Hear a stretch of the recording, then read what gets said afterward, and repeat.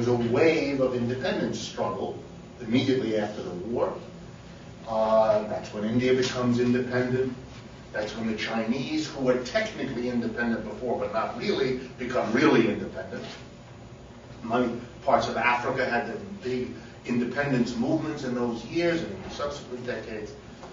And so when they broke away, when they became independent, these third world countries began to try, some with more success, some with less, to develop something other than agriculture, mining, and the usual things.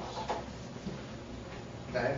The countries that typically went the furthest in developing their own industry were the communist countries. In other words, whether it be Eastern Europe, which if you know the history again, Eastern Europe becomes communist at the end of World War II as part of the whole results, if you like, of World War II, of the war between Germany and Russia, which Russia wins and finally invades Germany, and then basically instead of withdrawing back to the borders of Russia, technically did that, but made friendly countries in that cordon from the Baltic, the republics in the north, all the way down to Romania and Yugoslavia in the south. These countries were quickly industrialized.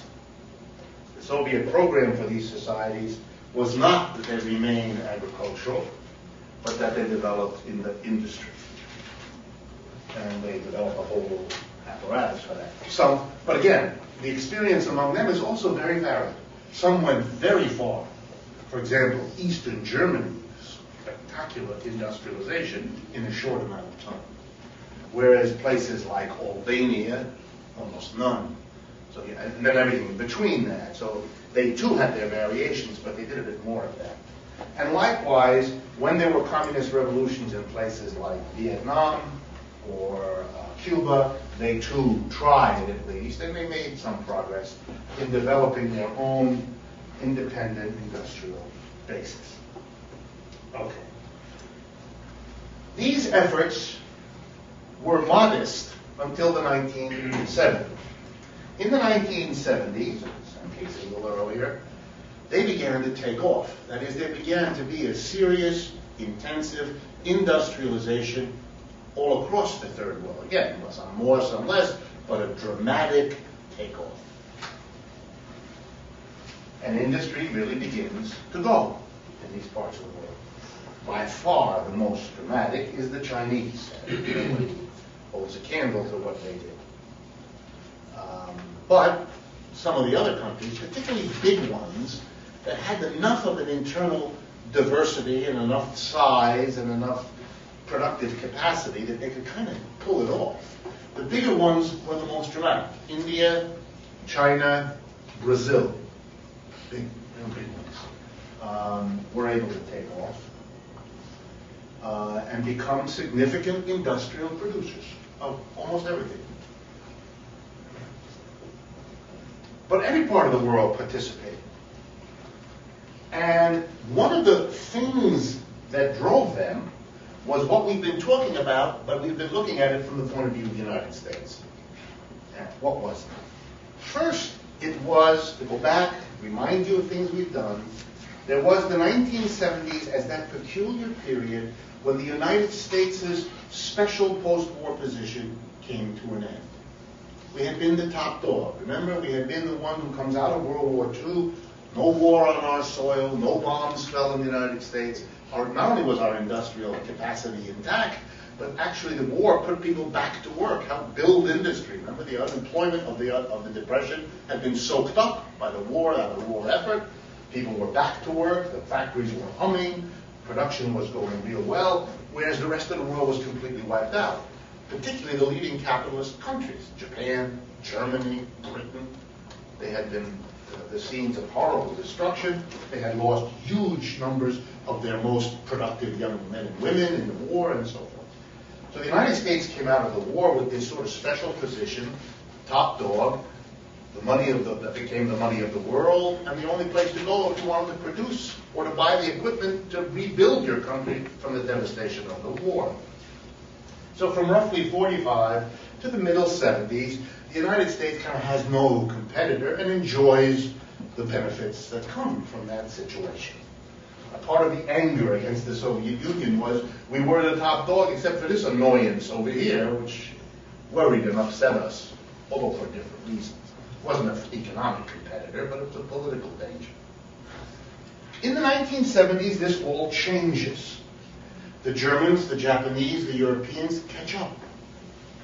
And they caught up, if you remember what I told you, in a very careful way. It's not just that they rebuilt their economies, but they rebuilt their economies with the simple understanding that given the United States' absolute dominance across the board, the only way they could hope to find a place for themselves in a new capitalist world economy is if they outdid the United States. Otherwise, they had no chance.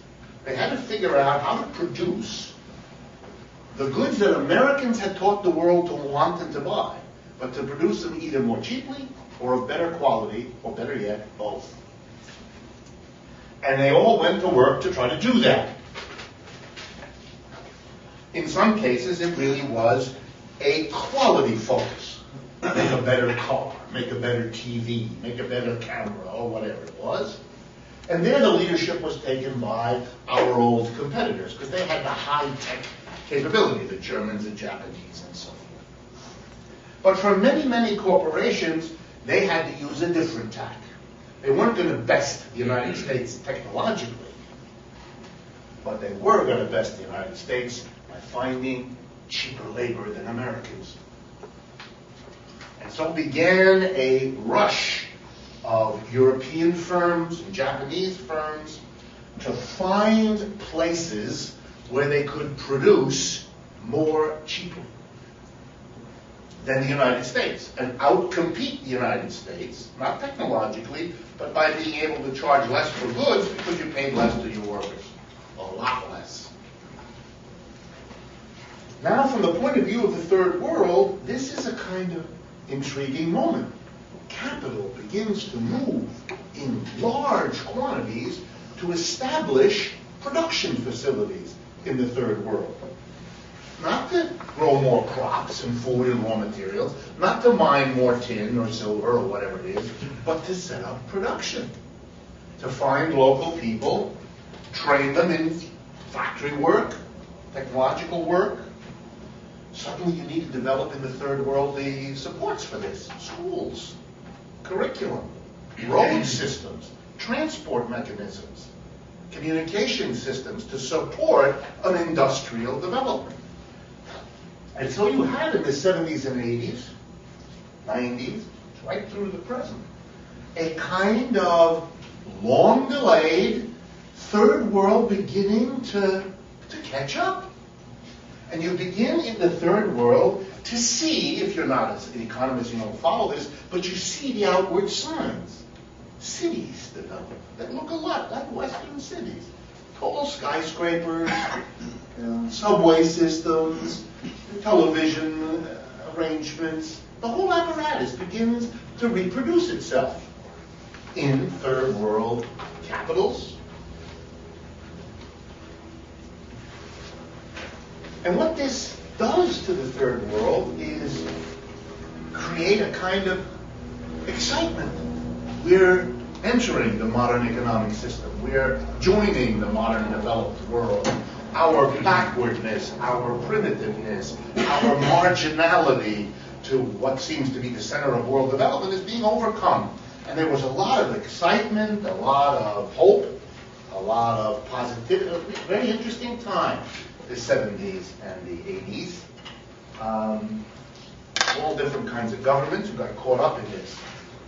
And it happened in the sense that much production was moved out of the advanced world, America, Europe, Japan, and into the various places that were the best positioned to pick up on this. And what do I mean by best position?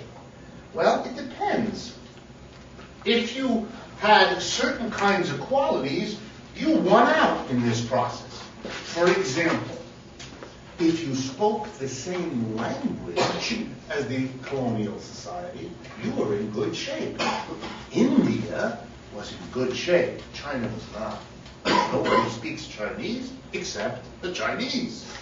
But everybody speaks English, like the Indians, the educated Indians do.